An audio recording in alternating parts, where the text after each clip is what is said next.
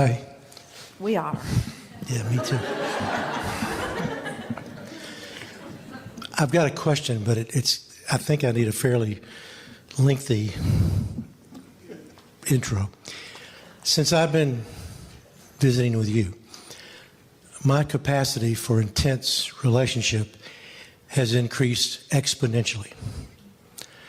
My ability to be emotionally available is easy.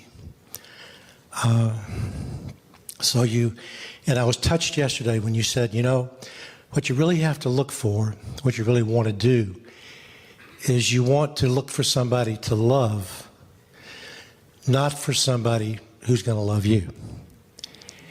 And I really do get that. But what happens is, so you get somebody that you love, and that feels really good. So then they really love you. That really feels good too. And in being loved is such a wonderful feeling. Sometimes that overcomes the loving and almost is an addictive experience where you want it, you need it. You're in it. And then the minute you go there, because I really think this whole Abraham thing really is a journey from being afraid to love. That's basically the two ends of the stick. So if you're addicted to something, if you can lose it, then you can have fear. So I figured out that if I love myself, and I really love myself, and I love you, then if you love me, it doesn't become a need thing, it becomes an enjoy thing. But my question is about sex. Well, before you go there, before he goes there,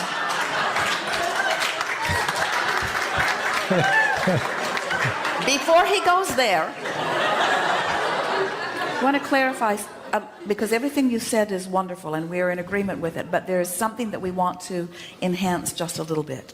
And that is that when you say that you have found that you can be emotionally available, we want to encourage you to decide to be only emotionally available to the source within you. And then ask everyone who is your lover to rendezvous with you at that level. Because I can trust myself. And if I meet somebody just because I like them, doesn't mean I know them. And you have to know somebody long enough to trust them. Well, there's another reason for that. All of that may very well be true, but here's the reason that it is true if it is. If you've decided to only be emotionally available to the source within you, so that now the fullness of who you are is holding that other person as your object of attention. Right. Now, in that complete alignment with source, you are just flooding love to you and through you and all over them. And how they are accepting it and what they are reflecting back becomes irrelevant. But if you don't take the time to do that, you see, that addiction that you were talking about is when you hold someone as your object of attention, and you are so right, it does feel so good. But then if they turn their attention away from you, which they must do, sure, because there are other things that they need to do and other people that they want to talk to. So when they turn their attention away, if you've become dependent upon them to be the source of this energy, now you're like a puppet that someone has let go of the strings. You don't have any power. So you're wanting to make sure that the source of your flow, the source of your alignment, the source of your love is your own connection with who you are. Then you never get depleted. It's why we call it source. Source is resourceful. Source just keeps resourcing, where other humans often are depleted, and that's why they need you. What I get from it and what I got from it, because of you, really, is that ecstasy. I mean, and we're talking, I've been able to go. It's unbelievable. I didn't know you could be like that.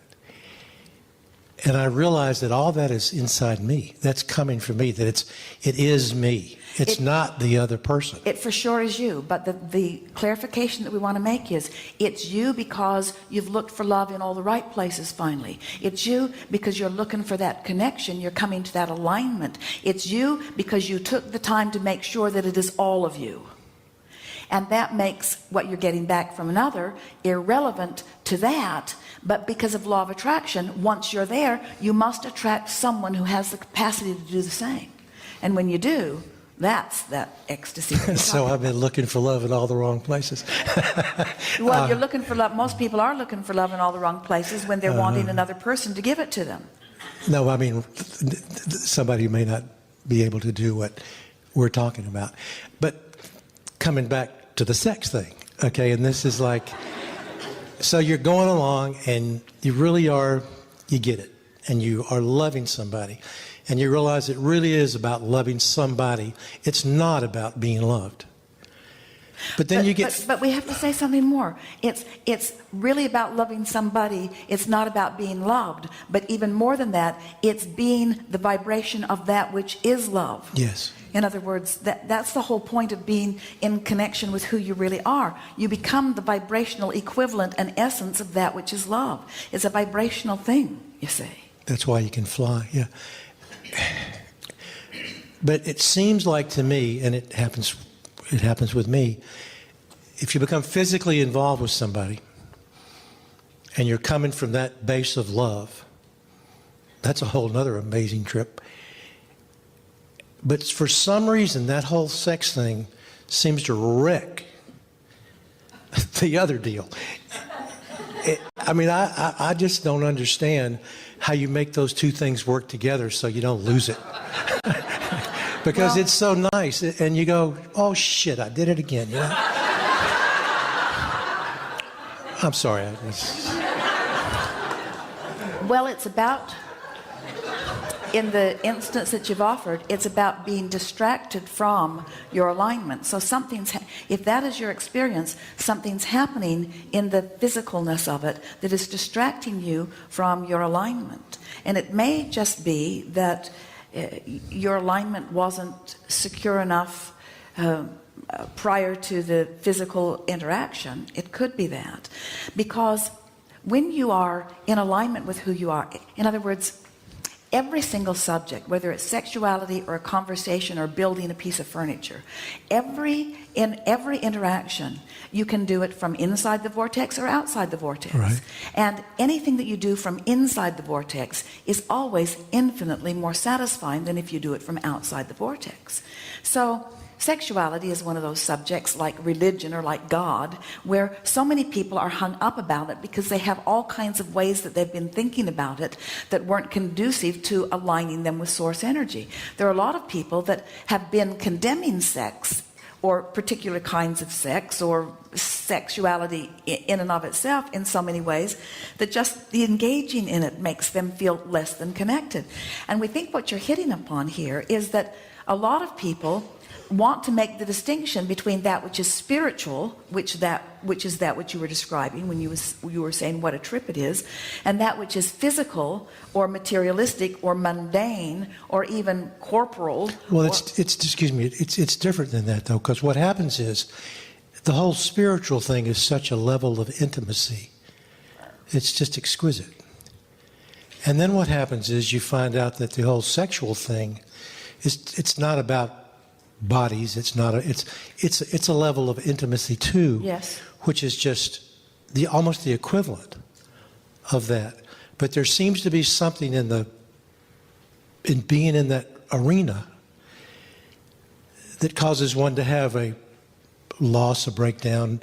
Well, it doesn't have to be that way. I mean, that's the thing that we're saying to you. It doesn't have to be that way. And as it is your intention for it to not be that way, yeah, then in time you'll figure out what it is that you're wanting to do with the power of your own mind. But we think that the clue for you into what is going wrong falls in those opening words to us when you said that you have discovered how to be emotionally available.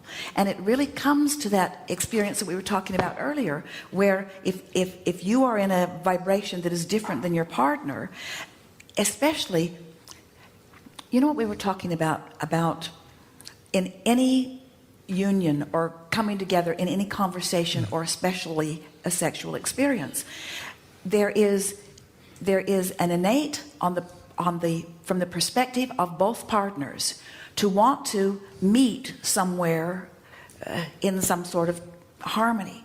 And so if you're vibrationally here and your partner is vibrationally here, both of you, without even consciously knowing you're doing it, are trying to come to some sort of level.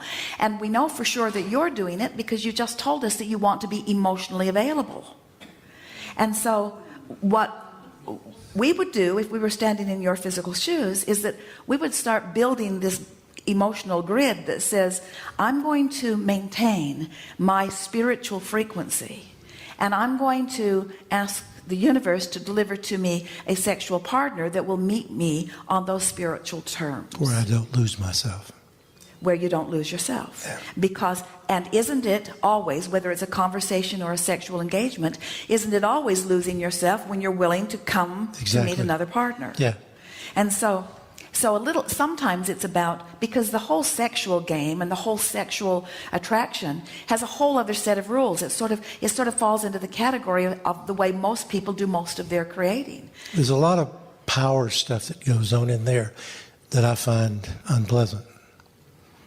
And so you just have to omit that from your vibrational frequency long enough that the partner that comes to you doesn't have it either. Or you could just say to yourself, I'm no longer emotionally available to anyone who's not in the vicinity of my emotion. That's the point, isn't it? I'm not gonna come. I'm not gonna be emotionally available anymore. I'm emotionally available. Come on in. And that's what your inner being says. Your inner being, the only reason that you could ever have negative emotion is because your inner being won't be emotionally available to you unless you're up to speed. In other words, your inner being is stubborn. Join us or don't, but we're not coming there. Yeah. Okay. I got another question that's totally unrelated to that. I watch you when you're being you, and you move your arms and your hands and you do all of these things.